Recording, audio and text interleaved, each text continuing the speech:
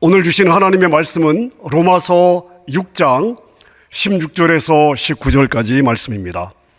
로마서 6장 16절에서 19절 말씀을 찾으셔서 우리 한 음성으로 함께 읽도록 하겠습니다. 16절입니다. 함께 읽습니다. 시작.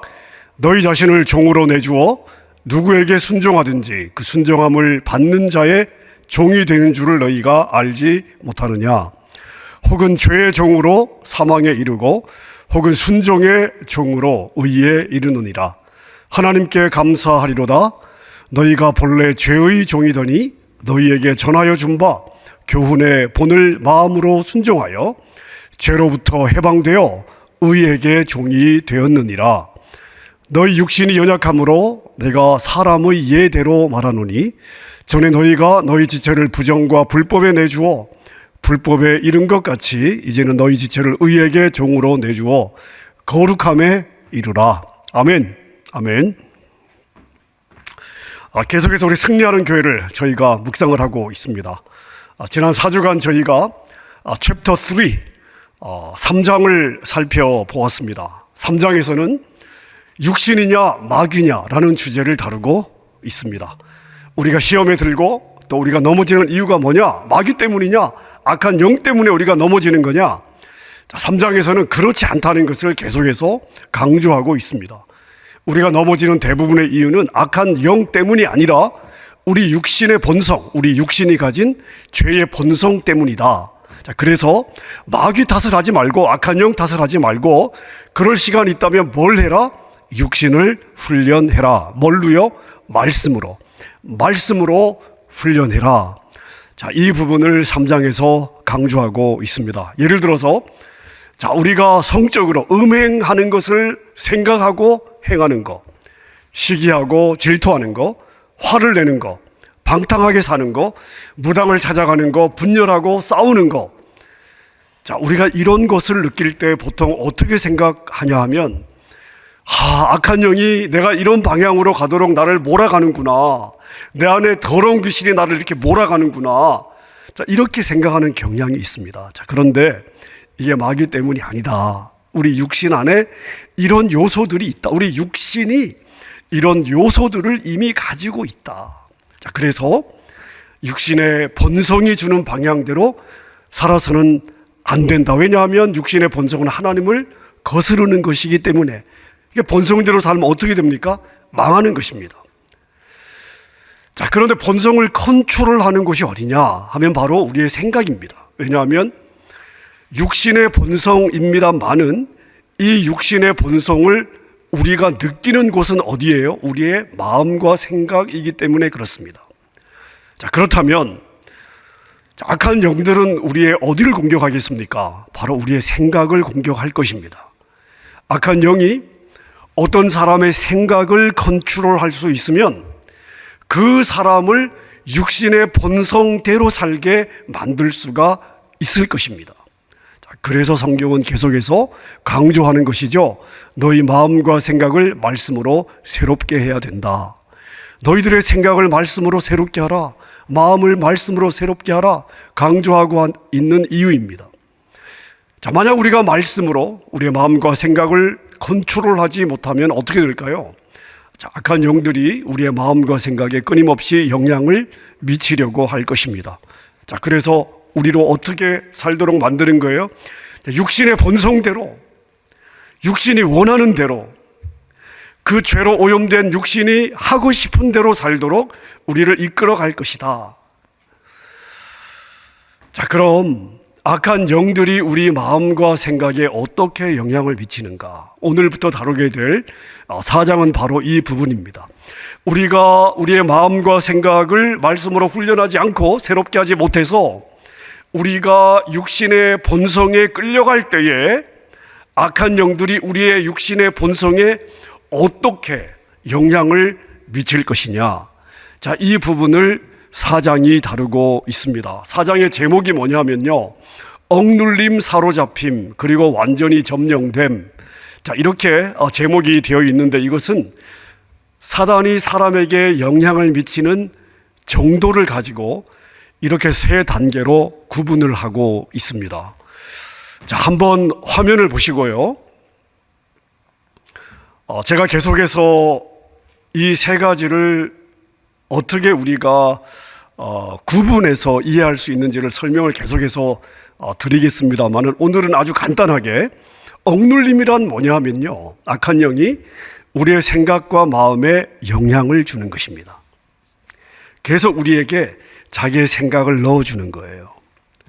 사로잡힘이란 뭐냐 하면 생각과 마음을, 사람의 생각과 마음을 완전히 사로잡은 것입니다. 자, 나타나는 현상은요, 심한 중독 또는 정신병자, 완전히 사로잡히게 되면 이런 현상이 나타나게 되고요. 자, 완전히 점령되는 것은 뭐냐면 사단에게 마음과 생각, 영까지 완전히 점령된 것을 의미합니다. 자, 억눌림과 사로잡힘은 우리의 혼의 영역과 육의 영역에 영향을 미치는 것인 반면에, 완전히 점령되는 것은 우리의 영까지 완전히 사로잡히게 된 상태를 이야기하고 있습니다. 자, 오늘은 억눌림에 대해서 저희가 한번 생각해 보겠습니다. 자, 악한 영들은 그리스도인이든 아니든 육신을 입고 살아가는 모든 인간에게 그 본인이 허락만 한다면 영향을 미칠 수 있고 실제 영향을 미치고 있습니다. 자, 억누른다는 의미는 어떤 말인가 하면 악한 영의 의도를, 생각을 사람의 생각에 넣어주는 것을 의미합니다. 자, 악한 영이 사람에게 영향을 미칠 때 몸 밖에서 영향을 미칠 수도 있고 몸 안에 들어와서 영향을 미칠 수도 있습니다. 만일 악한 영이 몸 안에 들어왔다면 밖에서 영향을 미칠 때보다 훨씬 더 강력하게 영향을 미칠 거라고 봐야 되겠습니다. 자, 그래서 이 억눌림에도 정도의 차이가 있습니다. 어떤 사람은 이 억눌림을 더 많이 받을 수도 있고 어떤 사람은 약하게 받을 수도 있습니다. 사장에는 이 억눌림에 대해서 여러 가지 예를 들어서 이야기를 하고 있는데 그 중에 한 가지가 두려움이라는 것입니다. 두려움. 자, 여러분이 살아가면서 뭔가에 대해서 두려워하는 마음이 계속 있다면 내 안에 있는 두려움을 세상이 불안하니까 두려워할 수 있겠지라고 넘어가지 말고 혹시나 악한 영이 내 안에 두려움을 넣어준 것은 아닌가 생각해 보라고 도전하고 있습니다. 왜냐하면 이 두려움이라는 것은 하나님을 신뢰하는 것과 반대 개념이기 때문에 그렇습니다. 만일 우리가 하나님을 전적으로 신뢰한다면 우리가 이 땅을 살아갈 때 이 땅이 어떠하든지 간에 두려울 것이 없어야 정상입니다. 하나님은 자신을 믿는 자녀들에게 결코 두려움을 준 적이 없습니다. 디모데후서 1장 7절에 보니까 하나님이 우리에게 주신 것은 두려워하는 마음이 아니요 오직 능력과 사랑과 절제하는 마음을 우리에게 주셨다. 자, 이렇게 증거하고 있습니다. 자, 그런데요, 악한 영이 두려움을 넣었어요. 그리고 내가 그 두려움에 매였다고 한번 생각해 보십시오. 자, 이렇게 생각해 보면 될 것 같습니다. 누가 여러분의 팔, 다리를 꽉 붙잡고 있습니다. 자, 여러분의 몸이에요. 여러분의 몸에 붙어 있는 팔과 다리입니다. 자, 그런데 분명히 여러분의 팔과 다리인데 누군가에 의해서 이제 여러분의 의지대로 움직일 수가 없습니다. 나를 붙들고 있는 사람의 의지대로 내가 움직이게 되지 내 의지대로 움직이게 되기가 어렵습니다. 그러니까 팔과 다리는 분명히 내 몸이지만, 내 몸의 일부지만 내 뜻대로, 내 의지대로 움직여지지 않는 것입니다. 자, 마찬가지입니다. 똑같은 이치예요. 두려움이 들어오면 내 영입니다. 내 영인데 내 마음과 내 몸을 주관할 수가 없습니다. 여러분, 내가 무엇을 믿고 있습니까? 내가 섬기는 하나님은 어떤 분이십니까? 이걸 우리가 생각해야 두려움을 물리칠 수 있는데 두려움에 이미 내가 매이게 되면 이런 것들을 생각할 여지가 없어지는 것입니다. 두려움 때문에 마음은 늘 눌리고 늘 쫓기고 항상 불안하고요. 마음이 안정이 되어 있지 않습니다. 자, 이런 마음으로 말씀을 읽을 때에 말씀에 집중이 되겠습니까? 말씀이 은혜가 되겠습니까? 자, 기도를 한다고 하지만 기도를 할 때 내가 확신을 가지고 평안 가운데 기도가 되겠습니까? 자, 하나님과 정상적으로 친밀한 관계를 맺기가 어려워지는 것입니다. 자, 여러분, 우리가 두려움에 매이게 되면 우리의 상태가 이런 상태가 될 텐데, 악한 영들은 당연히 우리에게 두려움을 넣어서 두려움에 매여 살도록 만들려고 하지 않겠습니까?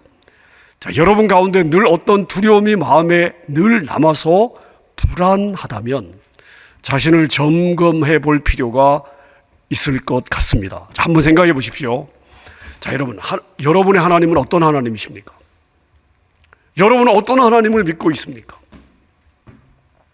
여러분의 아버지는 어떤 아버지십니까? 이 땅의 창조주예요. 지금 이 땅을 다스리고 있는 통치자입니다. 불가능한 것이 없는 절대의 주권자시고 무엇보다도 여러분을 사랑하십니다. 자, 그런데 여러분, 우리가 이 세상에 살면서 내 아버지가 다스리는 이 땅에 살면서 아버지의 능력으로 컨트롤이 안 되는 게 없는데 우리가 두려워할 것이 뭐가 있겠습니까? 바울 사도가 로마서 8장에 보니까 이렇게 고백하고 있습니다. 만약 하나님이 우리를 위하시면 누가 우리를 대적하리요? 누가 하나님께서 택한 자들을 고발하리요? 누가 우리를 그리스도의 사랑에서 끊으리요? 이 모든 일에 우리를 사랑하시는 이로 말미암아 넉넉히 이기느니라. 여러분, 이것이 사도 바울만의 고백입니까? 아닙니다. 저와 여러분들의 고백인 줄로 믿습니다. 여러분, 이 고백이 사실인데 하나님의 자녀가 두려움에 붙잡혀 살고 있다면 정상이라고 우리가 봐서는 안 되는 것입니다. 자, 우리가 이 두려움에 사로잡혀 살게 될 때 이 두려움은 우리의 마음과 생각에만 영향을 미치는 것이 아니라 우리의 몸에도 영향을 미칠 수 있습니다. 우리의 생활에도 영향을 미칠 수 있습니다. 여러분, 우리가 그냥 상식적으로 생각해 보십시오. 내가 어떤 두려움에 깊이 빠져서 늘 불안해요. 왠지 늘 불안해요. 그러면 소화가 제대로 되겠습니까? 혈압도 당연히 올라가겠죠? 몸에 이렇게 영향을 끼치게 되는 것입니다. 두려움에 빠지게 되면 미래가 낙관적으로 보이겠습니까? 문제를 만날 때 내가 이 문제를 넘어갈 수 있겠다라고 생각이 들겠습니까? 어려울 것입니다. 그러면 늘 낙심하고 늘 절망하게 되는 거죠. 어떤 문제냐와 상관없이 쉽게 낙심하고 절망하는 삶을 살아가게 될 것입니다. 자, 여러분, 그래서 하나님의 자녀인 우리와 두려움은 결코 친구가 될 수 없습니다. 두려움이라고 하는 것은 하나님의 자녀인 우리가 가져도 안 되고 그리고 가질 수 있는 그러한 것이 아닙니다. 하나님의 자녀들은 세상을 살아갈 때 두려움을 가져서는 안 되는 존재들입니다. 자, 그런데 내 안에 두려움이 있어요. 자, 그러면 우리가 어떻게 해야 될까요? 자, 사단이 여러분을 지금 속이고 있는 것입니다. 두려워할 이유가 없는 여러분을 온통 세상이 두려워할 것밖에 없도록 인식시키고 있고 여러분들은 그 인식을 받아들인 것입니다. 여러분들이 그 두려움을 용납하고 받아들인 것입니다. 여러분이 받아들인 거예요. 여러분, 이 두려움을 우리 마음에 받아들여서 안 됩니다.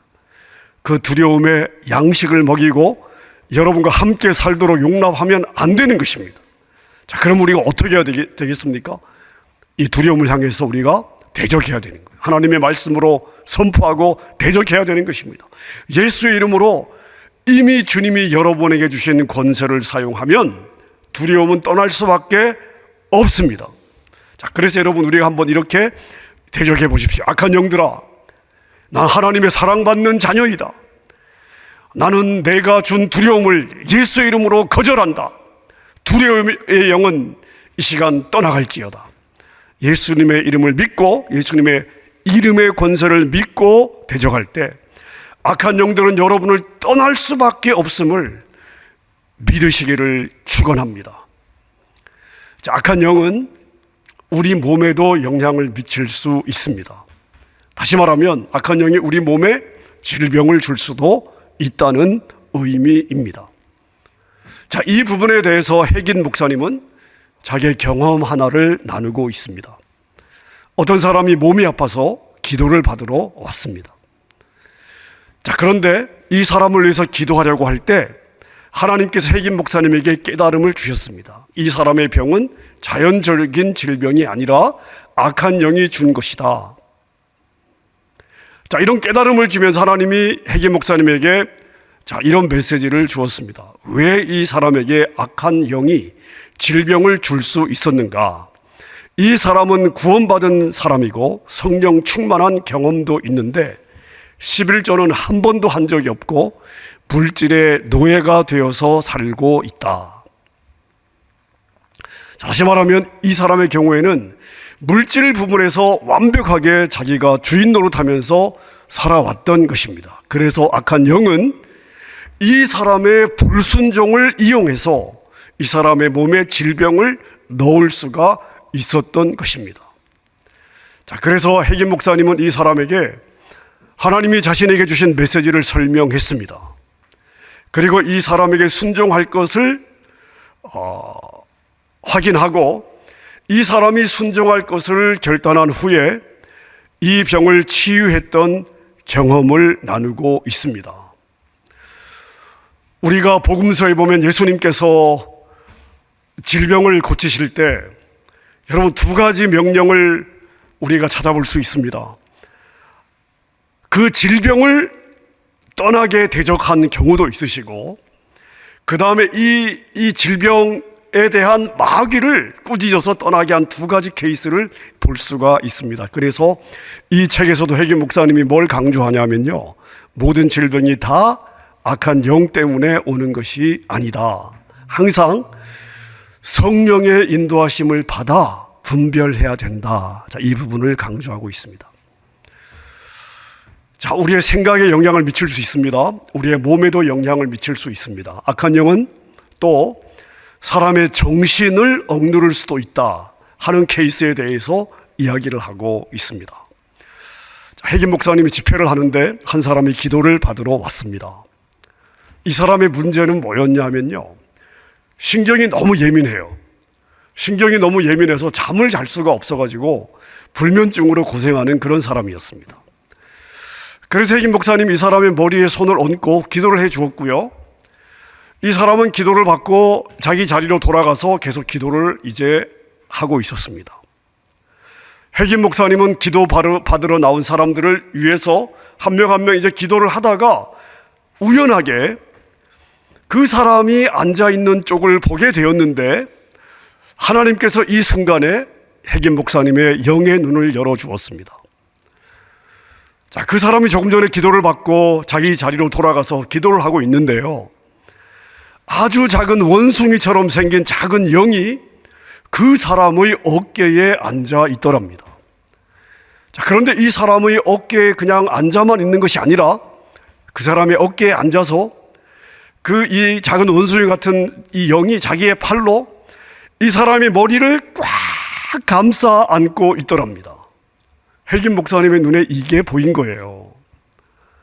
자, 나중에 알고 보니까 이 사람은 이미 정신병원에도 다녀온 그런 사람이었습니다. 자, 그래서 핵인 목사님이 그 형제 보고 다시 강단 앞으로 나와달라고 요청을 했습니다.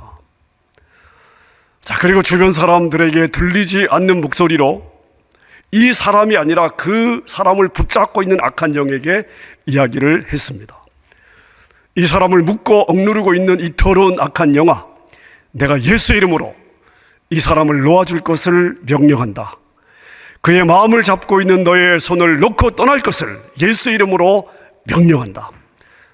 핵인 목사님이 이렇게 명령했을 때 이 작은 원숭이 같은 것이 그 사람의 머리에서 손을 풀고 어깨에서 떨어졌습니다. 그리고 그의 발 앞에 엎드려 끙끙거리면서 이렇게 말을 합니다. 당신이 가라고 하면 가야 되는 것을 알지만 나는 정말 떨어지기 싫어요. 가기 싫어요. 다시 핵인 목사님이 명령합니다. 그를 떠날 뿐 아니라 예수 이름으로 명하노니 이곳에서 나가라.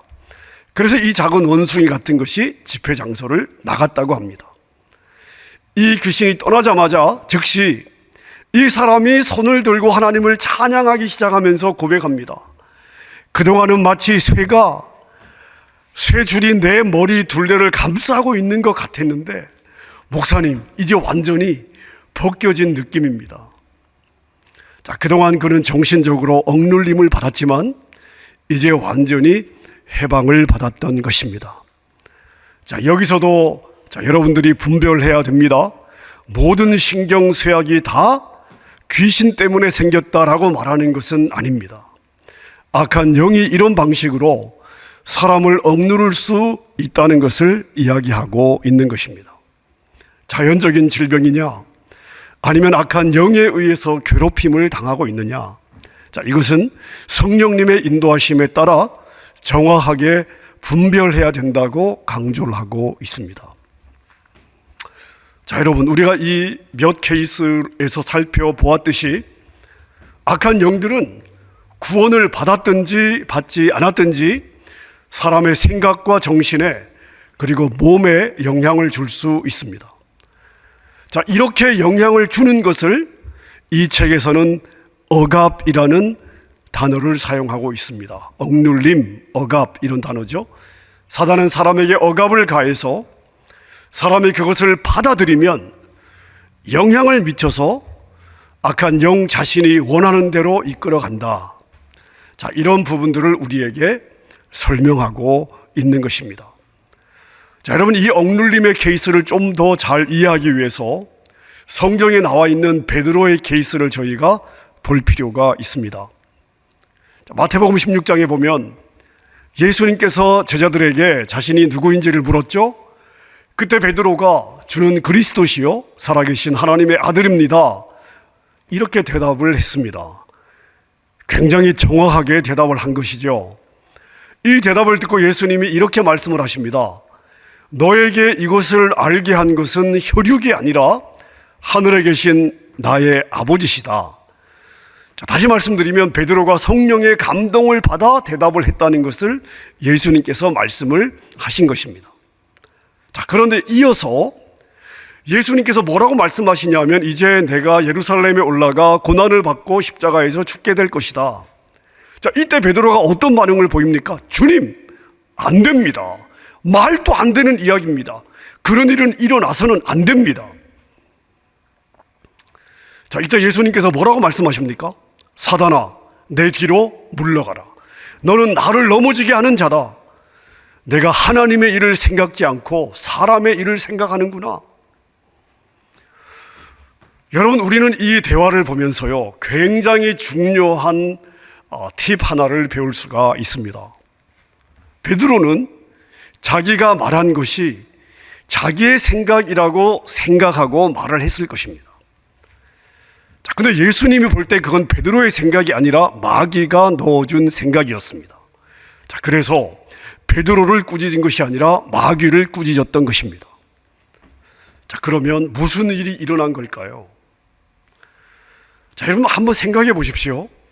베드로가 무엇을 원했을까? 한번 가만히 생각해 보십시오. 베드로는 예수님이 예루살렘에 올라가서 권력을 잡기를 원했습니다. 이게 베드로가 원한 것입니다. 예수님이 권력을 잡게 되면 자기도 권력을 잡을 수 있기 때문입니다.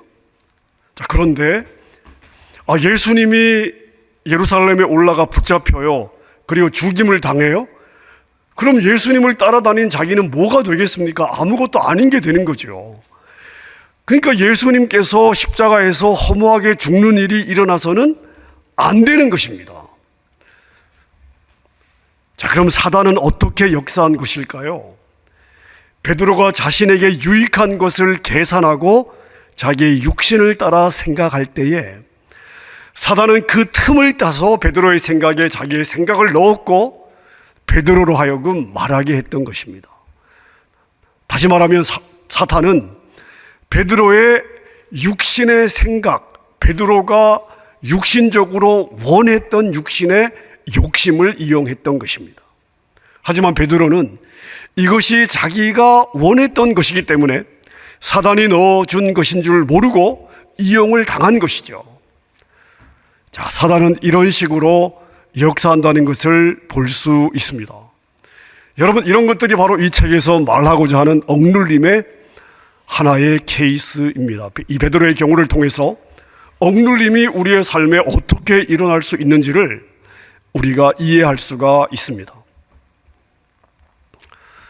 자, 여러분 보세요. 베드로가 비록 사단에게 이용을 당했습니다마는 이것이 베드로의 일상의 사역과 신앙생활과 삶에 아주 치명적인 영향을 주지는 않았습니다. 베드로는 예수님의 말씀을 경청했고 제자들과 함께 예수님을 따랐고 전도활동도 했고 귀신도 내쫓았습니다. 더구나 겉으로 볼 때 베드로의 이 말이 예수님께서 지금 이렇게 이 사단을 꾸짖었으니까 우리가 알 수 있는 것이지, 이게 마귀의 영향인지 베드로의 생각인지 사실 웬만한 사람들이 볼 때 구분이 되지 않습니다. 즉 베드로 자신도 모르게 이용을 당한 거기 때문에 본인도 인식을 못한 것입니다. 그리고 주변에서도 악한 영 때문이라고 생각하기가 어려운 것이죠. 자, 그런데 결과를 보십시오. 결과적으로 악한 영의 의도에 맞추어 베드로가 살게 된 것입니다. 자, 그래서 이 베드로의 경우가 우리에게 굉장히 중요한 가르침을 주고 있습니다. 우리의 육신이 원하는 것이 강하면, 그리고 내가 내 육신의 생각을 좋아하면 사단은 그것을 놓치지 않고 그 생각에 영향을 미쳐서 우리를 순식간에 사단의 도구로 이용해 버립니다. 베드로의 경우처럼 자신을 사단에게 이렇게 잠시 내어줄 수도 있지만 더 많이 내어줄 수도 있습니다. 더 많이 내어줄수록 악한 영들은 더 많은 영향을 끼치려 할 것이고 그 사람을 주관해서 사로잡으려고 할 것입니다. 자, 따라서 사단이 내 생각에 영향을 줄 때 이것이 내 생각이라고 생각해서 분별하지 못하면 사단에게 점점 더 많이 이용당하게 되고, 그것이 심해지면 그 다음 단계, 사로잡히는 단계까지 가게 되는 것입니다. 자, 그래서 오늘 본문 로마서 6장 말씀 저희가 다시 한번 읽어보겠습니다. 여러분, 제가 한번 읽어보겠습니다.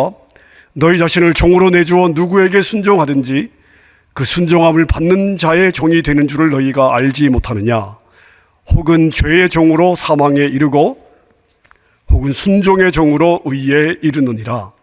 하나님께 감사하리로다. 너희가 본래 죄의 종이더니 너희에게 전하여 준 바 교훈의 본을 마음으로 순종하여 죄로부터 해방되어 의에게 종이 되었느니라.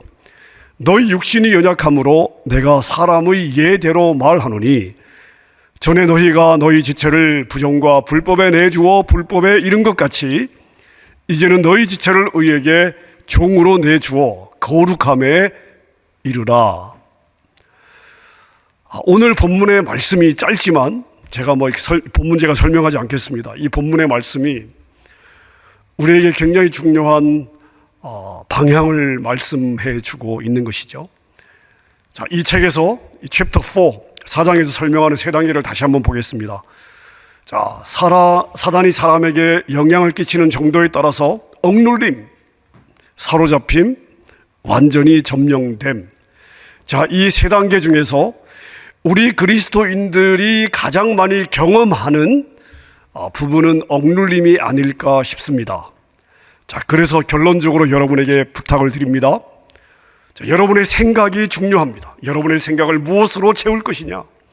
육신의 생각을 선택할 것이냐? 성령의 생각을 선택할 것이냐? 자, 여러분의 생각이 세상의 것이 아니라, 육신이 원하는 것이 아니라 육신의 본성이 여러분을 끌어당기는 그러한 생각이 아니라 성령의 생각, 성령으로 채워져야 되겠습니다. 성령의 생각, 성령의 마음을 사모하고, 그래서 날마다 우리가 성령 충만을 사모해야 되겠습니다. 성령의 생각을 선택할 때 여러분의 몸이 죄의 도구가 아니라 의의 도구로 쓰임받게 될 것입니다. 늘 성령께 순종하여 여러분의 삶에 의의 열매를 맺어 주님께 드리는 그러한 여러분의 삶이 될 수 있기를 주님의 이름으로 축원합니다.